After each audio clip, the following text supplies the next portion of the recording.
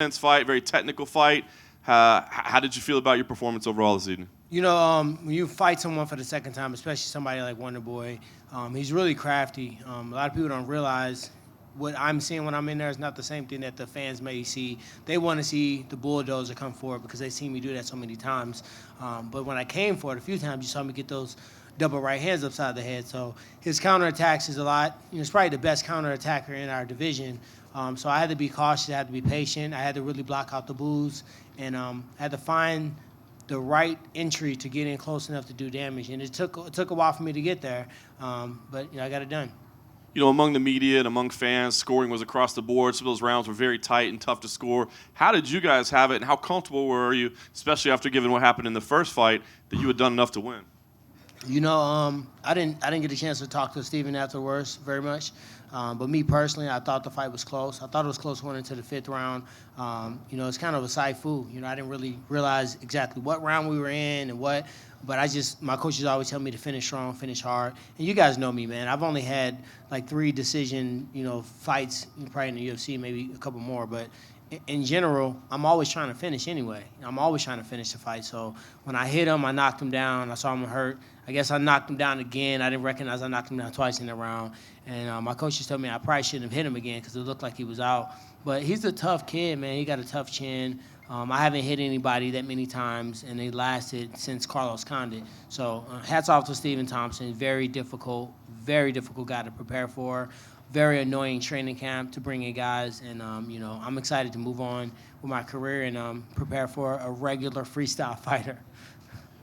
I know that you're accustomed to kind of getting a little bit of disrespect and that sort of thing, being the underdog, and there were the boos tonight. But I want to ask you, was it a frustrating fight for you? Because it did seem like you were doing and trying to do what you could, but again, both counterpunches in there, moments of inactivity. Was it frustrating for you to stick to the game plan and maybe not come out of your shell a little bit and put yourself at risk? Yeah, it was frustrating. I mean, there were moments where I should have, maybe faked the shot, came up punching, went back to the shot, came up punching. Just some stuff to chop the street down and get a little closer to a longer opponent. So, yeah, I could have done a little bit more of that. But there were times where the opening wasn't there for the takedown. It wasn't there. Like trying to just jab him in the face is hard because he looks a lot closer than what he is, and he's waiting to fade back and counter with his right hand.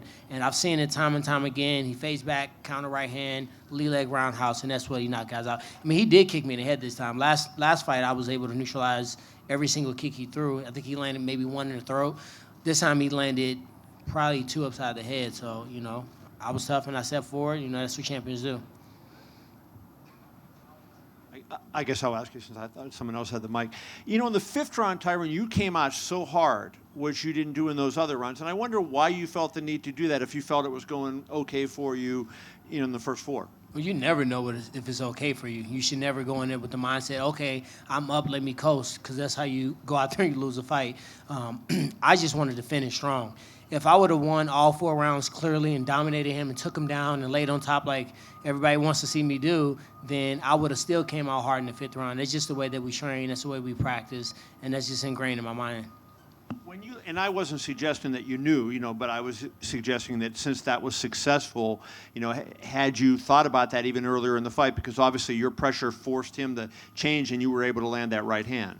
My coaches, obviously a little tentative from the last fight, the way the judging went.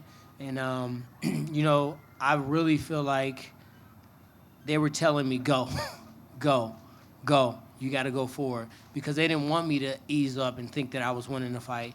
And, I'm just glad my conditioning is to a point where I can forget I was in the damn 5th round. I thought we were in the 4th round until my coach reminded me. So I'm just blessed to have a great coaching staff, great team behind me, and I'm really coming into my own as a champion. Tyron over here. Do you feel tonight's fight was closer than the first one? I do think tonight's fight was closer than the first one, actually. I think that the first fight, if the scoring would have been different with the 10-8 rounds, maybe I would have had 2 10-8 rounds in the first round and the 4th round, and the 3rd round was a swing round. This fight was very close. I think the first round he won. The 2nd round, I don't remember what happened. 3rd round, I believe that's when I scored a takedown. 4th round, maybe he won. In the 5th round, did I get a 10-8 that round? I'm assuming. One Last gave me round. 10-8. All right, so it was some damage done in that round. So it was kind of hard to say. And once again, I was just looking at his eyes, looking at his feet, and I was trying to move forward and close the gap. Does it frustrate you or even mattered when Dana was in here earlier and said that he basically wasn't impressed and he's kind of frustrated and he said he doesn't know what's going to happen with y'all next? Well, I mean, I want to see Dana get in there and fight Wonder Boy. Watch everybody else that walked in there. Watch Patrick Cote. Watch Robert Whitaker. Watch all these guys that thought they were just going to bulldoze him, and they disrespected his style.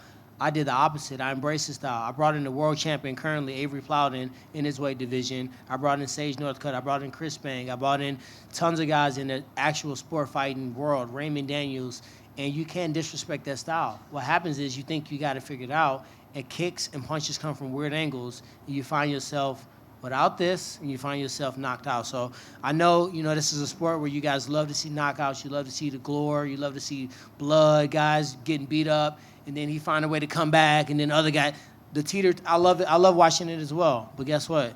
I love being the world champion, and sometimes it's not the sexiest fight on earth. At least in my next question, I asked one what the same as that question. Does it bother you the fact that people think getting hit is cool? No, I mean getting hit should never be cool. The art should be hitting and not getting hit, but you have to still be able to get hit and walk forward. In the first round, he hit me with a couple punches back to back.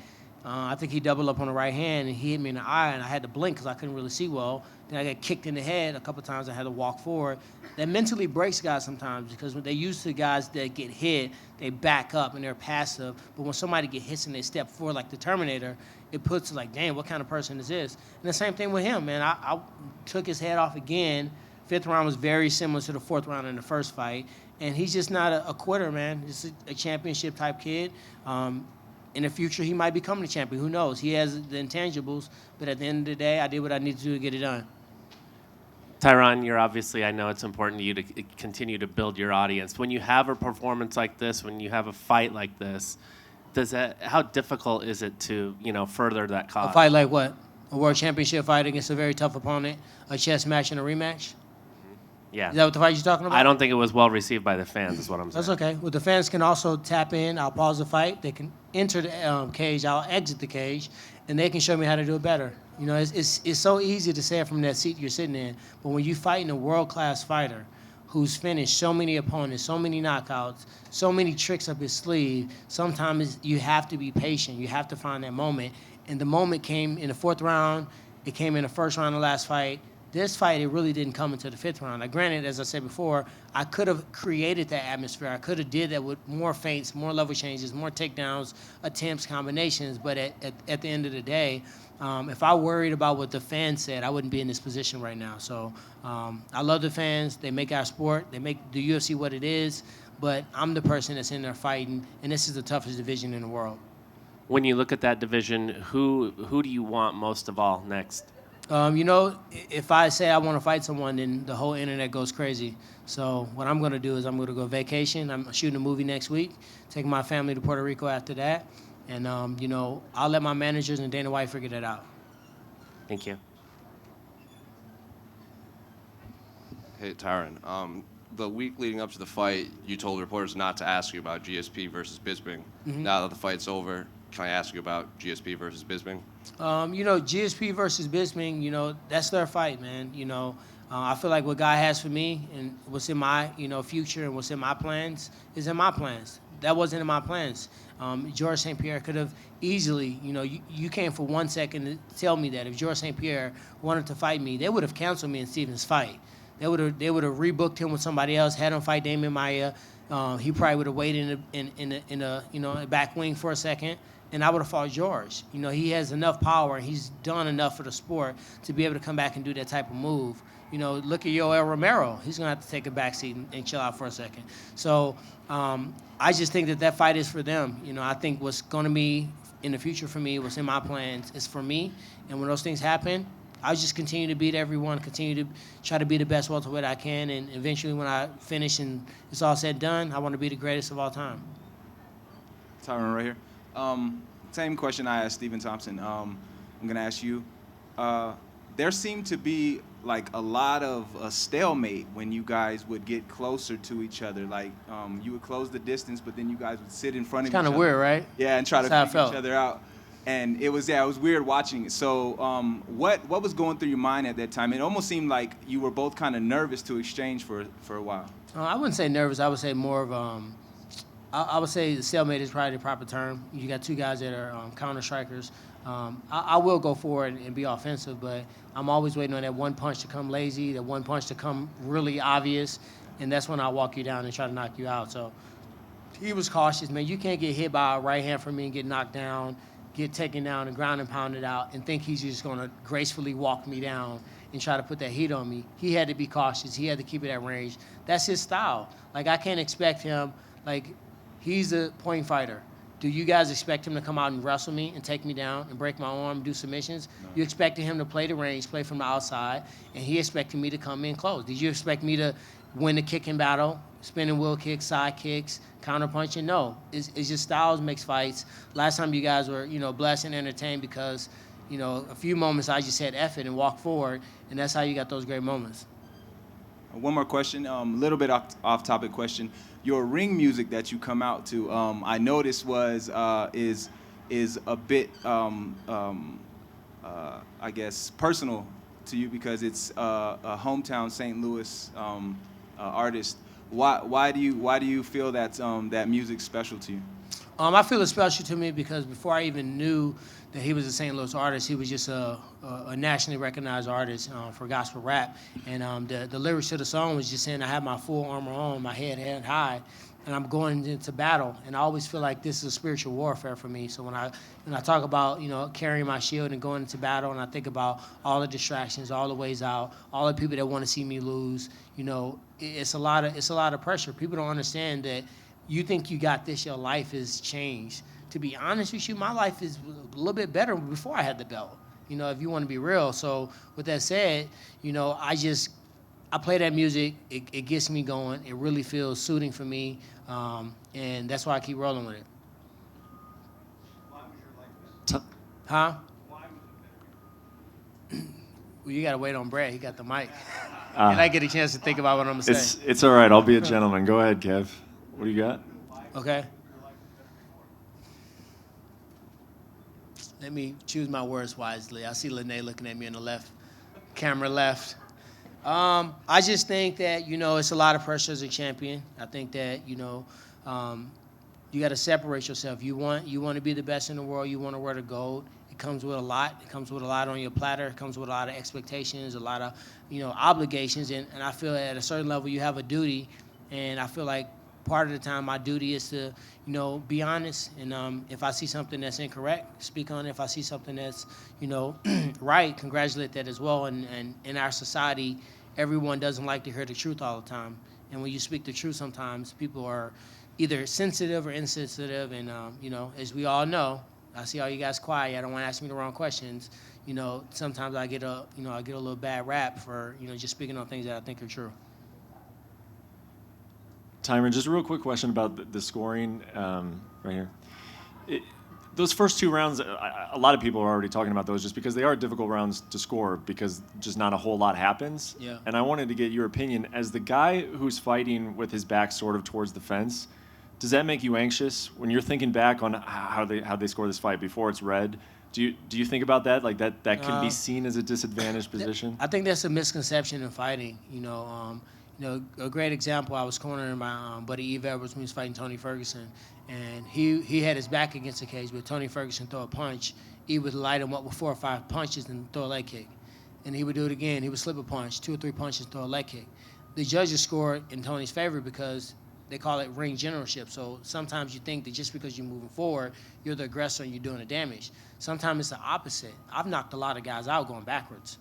So it doesn't always mean that you're the aggressor, especially when you're throwing and missing, or you're throwing and not landing, or you're not throwing at all. So it's hard to judge those rounds just because it wasn't a lot of activity. Now, had I, been smeared against the octagon and I was getting lit up with 5 punch combinations, kicks to the body, and all the other stuff, then it would have been a little easier to see. But, sometimes when you fighting a point fighter who you expect to run around and basically stick and move, I might need that entire 31-foot octagon to go from my back against the cage to go all the way across the blitz to get the opening I need.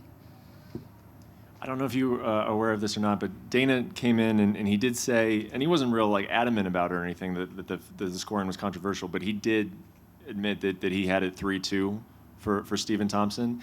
I guess, are you bothered by that the president will come out and say that he had it for the other guy, or is that not bothered? No, not really. I mean, that's why he's not the judge. I mean, he's the president of the UFC. He told me the same thing in the back. I took no offense to it. Sometimes you watch fights, you watch it with emotion. And, if you know Dana, his fight style is the freaking, what's my man, Diego Sanchez, these dudes that are beating each other up. That's his stuff. That's his style. It's not always the most attractive fight to see the guys that are playing a chess match. So, no, it didn't offend me at all. And it was a close fight.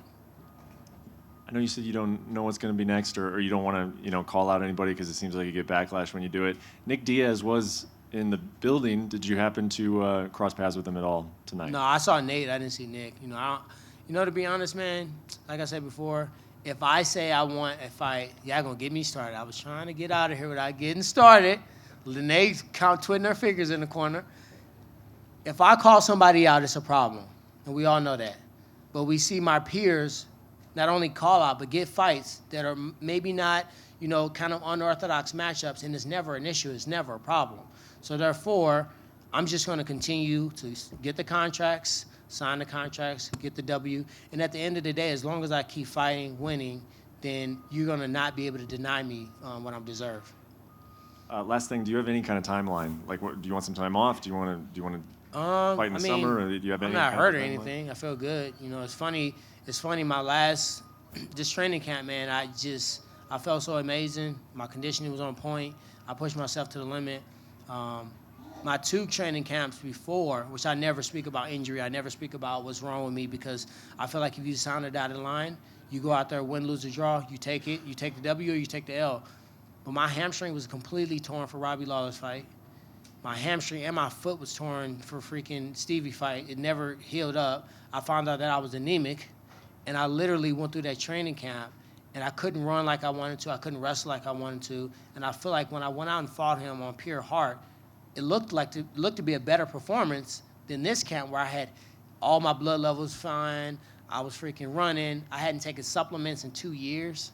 I started taking some honest supplements. My body started feeling better and recovering. So with that said, you would have imagined, my coaches and myself would imagine to go out here and dominate. That's why I'm acting like, I'm not really satisfied with what happened tonight. It's not that I had a horrible fight or, some travesty took place. It's the fact that the way that I trained for this fight, the way that I was ready to go, I expected to go out there and purely dominate and possibly finish. Tyron, right here in the middle. What's up, brother? Congratulations on the win. Thanks.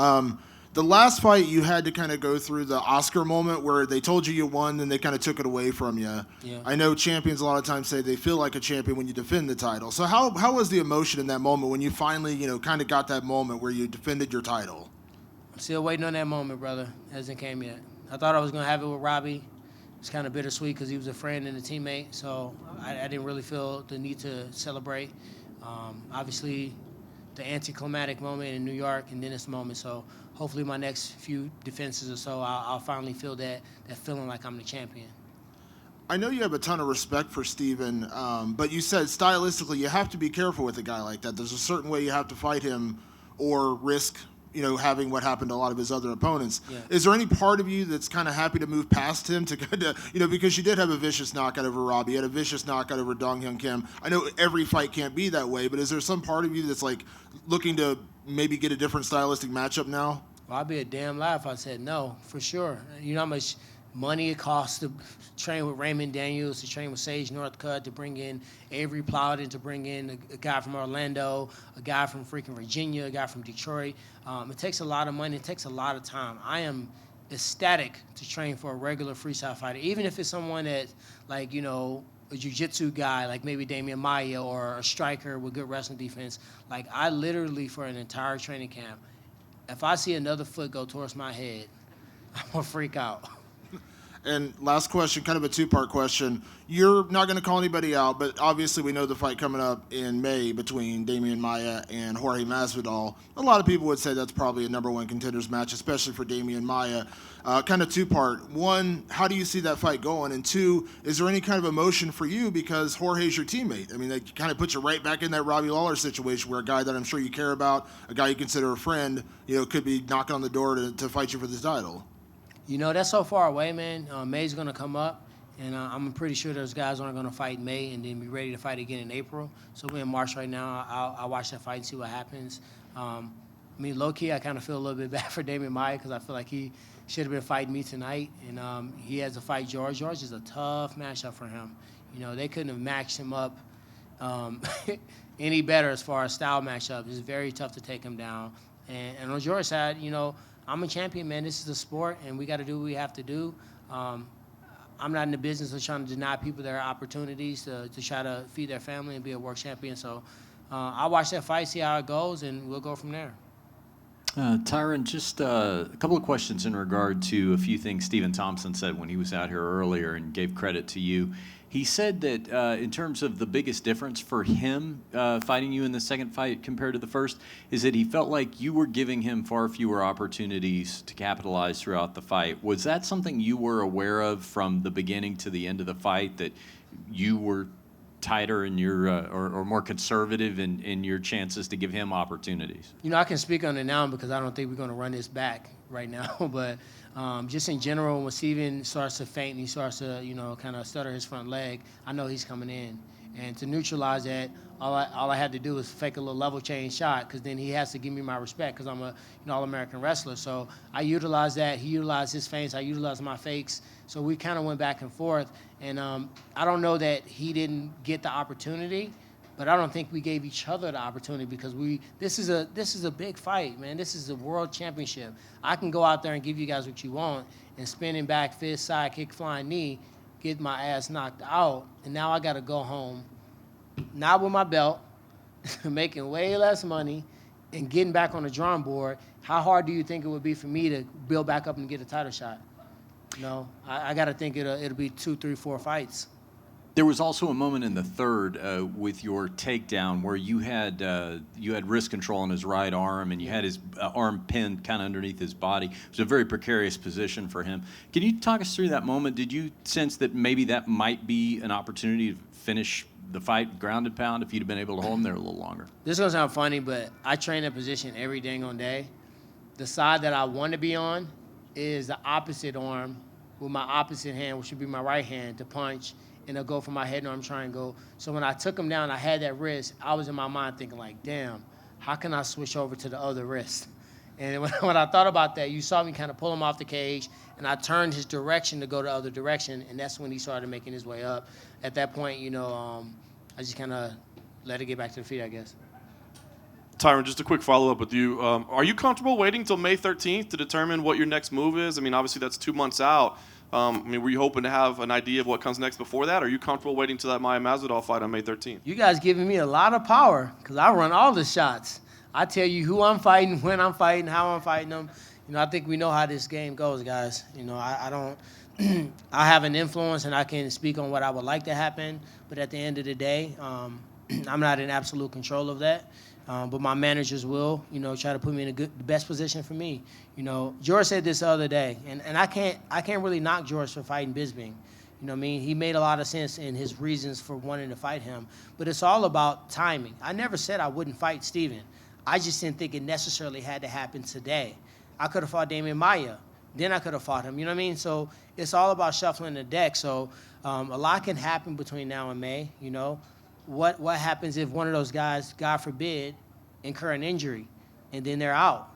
I might be fighting the person that's, still healthy. Who knows? What if something happens between George St. Pierre and Bisping where one of those guys are, not able to fight? And I'm not wishing harm or injury on anyone, but we know our sport. We train so hard. Most of the injuries take place in the training camp just to get prepared for a fight. So, like I said, I'm going to just stay in shape, stay training, and we'll see what happens. Thanks, guys.